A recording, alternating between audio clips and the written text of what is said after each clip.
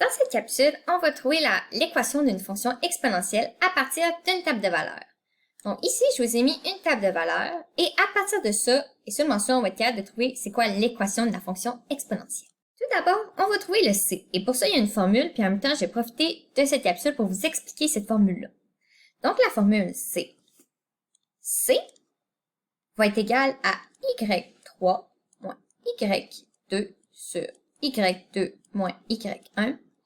Et ça, à la 1 sur delta x. Donc, ça vient d'où cette formule-là? En fait, qu'est-ce qu'il faut remarquer? C'est qu'ici, par exemple, on a un plus 1, plus 1, plus 1.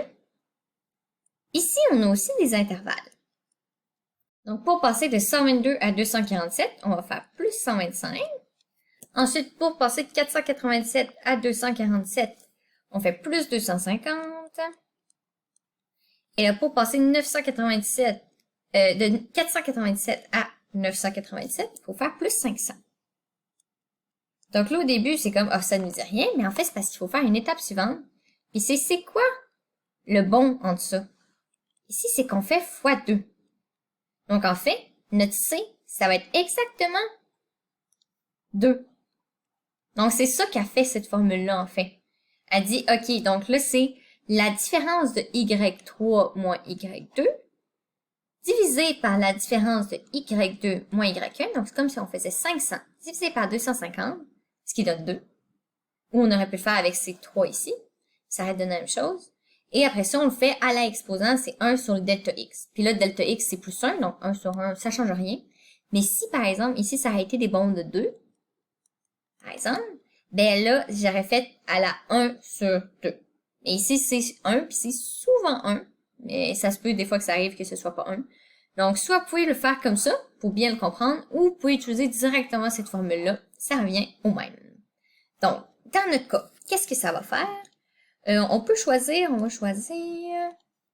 Tiens, Y3... Ben, en fait, là, je l'ai fait, on a trouvé 2, mais si on utilisait juste la formule, je vais vous le faire. On va utiliser, par exemple, 250. Pas 250, my god.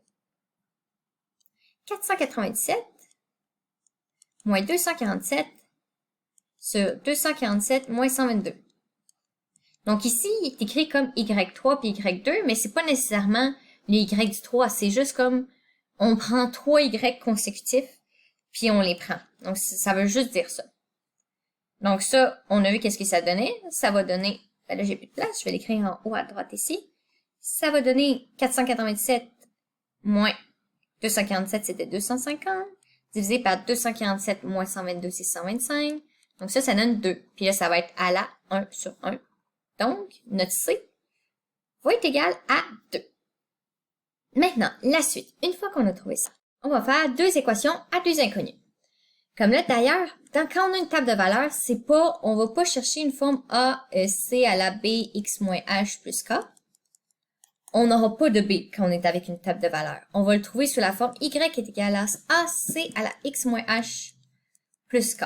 Donc là, maintenant qu'on a le C, ça va être Y est égal à A2 à la X moins H plus K. Et même, je dirais, en fait, ici, on n'aura pas de H non plus à trouver. Il va comme être inclus un peu dans notre X, parce qu'avec une table de valeurs, c'est un peu difficile à dire. Donc, ça va juste être X. Parfait. Maintenant, on a deux inconnus. Puis là, on va utiliser des points qu'on avait dans notre table de valeurs. Fait qu'on va prendre 2, par exemple, 0,122. Et, tiens, 1,247. Donc là, je vais l'utiliser. Je vais faire deux équations, deux inconnues. Je vais faire 247 est égal à A2 à la 1 plus K. Ce qui va faire en fait 247 est égal à 2A plus K. Puis moi, je vais isoler K. Ce qui va faire 247 moins 2A.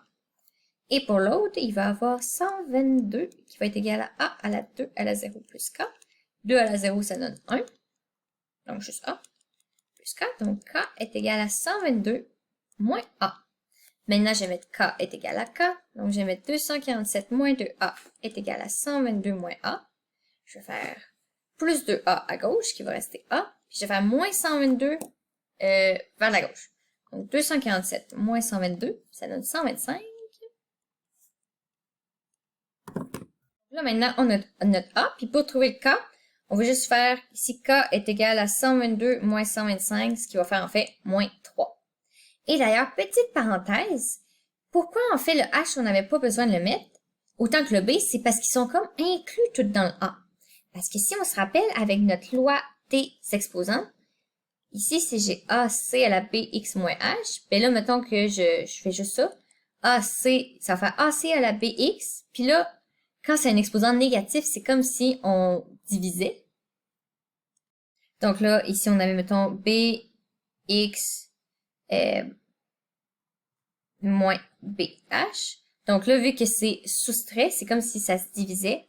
Fait que a à la c bx sur cb à la h. Donc là, vous voyez que ça, dans le fond, ça va être un nombre. Un nombre qui va pouvoir être inclus dans le a. Donc c'est pour ça qu'on le met pas. Mais ça, vous n'avez pas besoin de retenir la démarche, c'était juste pour vous le montrer.